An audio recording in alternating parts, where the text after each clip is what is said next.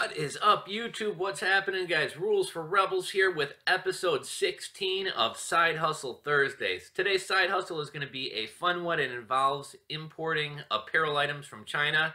And the entrepreneur in today's story, well, a lot of us use Alibaba. He actually did not use Alibaba to find his supplier.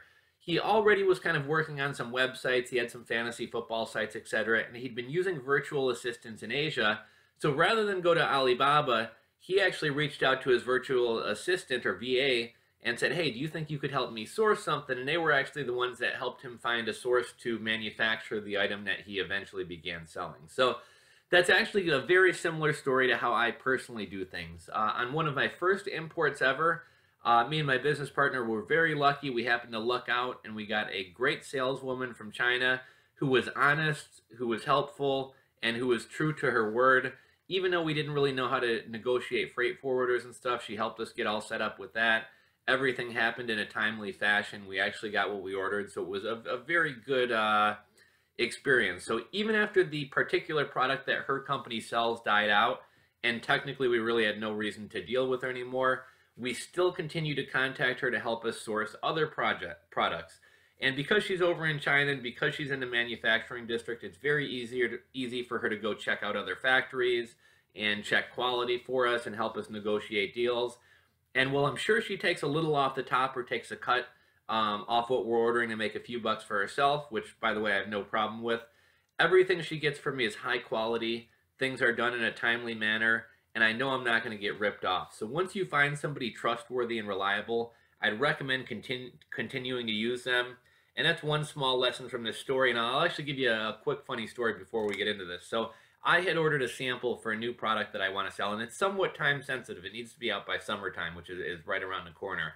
And I ordered my sample back on, I think it was January 13th or January 18th. I was told in 6 days I would have the item. So it was going to take them like a day to make it, 6 days to DHL ship it over to me.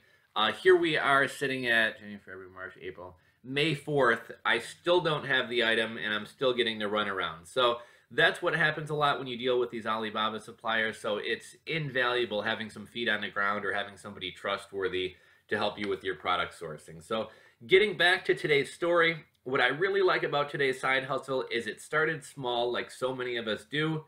I realize not everybody can, not everybody has the resources for it, and not everybody wants to place an order of 5,000 units or 1,000 units of a particular item.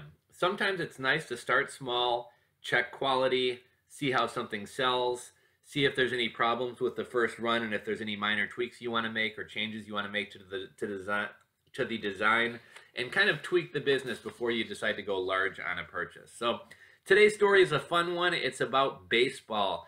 Today's story is about Bob Vance. Bob Vance, heating and refrigeration. Sorry, guys, I couldn't help myself. If any of you guys are fans of The Office, you may get that reference.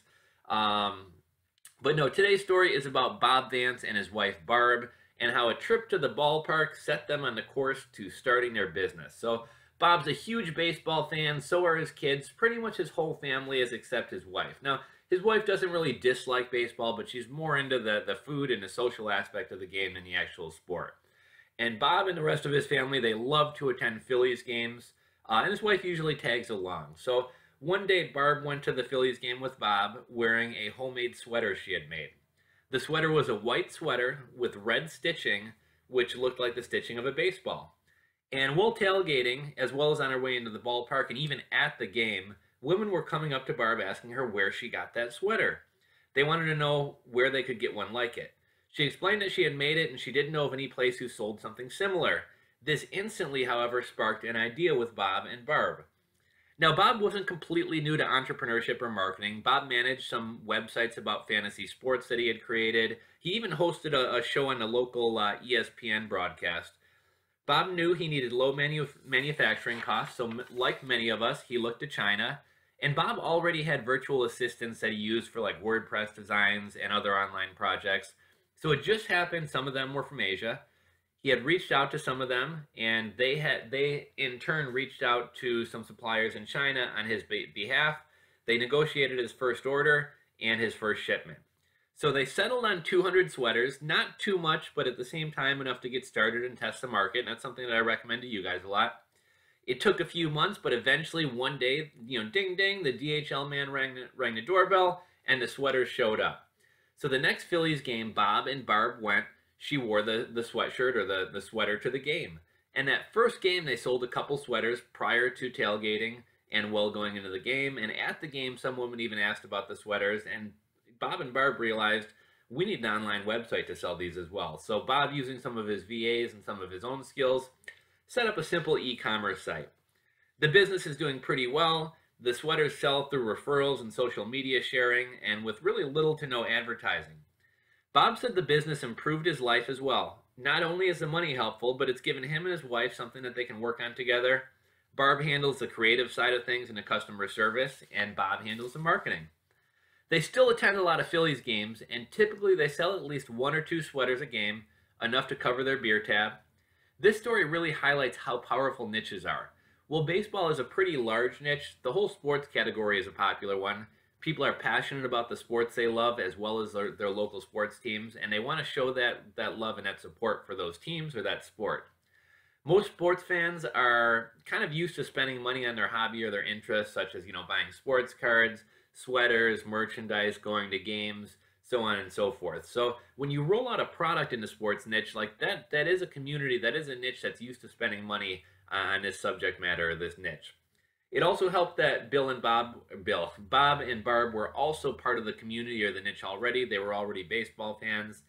Now, Bob nor Barb had any background in manufacturing or sweaters or apparel, but they figured it out, albeit with the help of Bob's virtual assistant. And now today's hustle may be a little bit more complicated than some of the other like blogging and affiliate marketing hustles that we've started. Designing a product with an overseas manufacturer can be a challenge, but it can be done, and it's not that difficult if you're focused and figure out the process. Well, guys, that is episode 16 of Side Hustle Thursdays.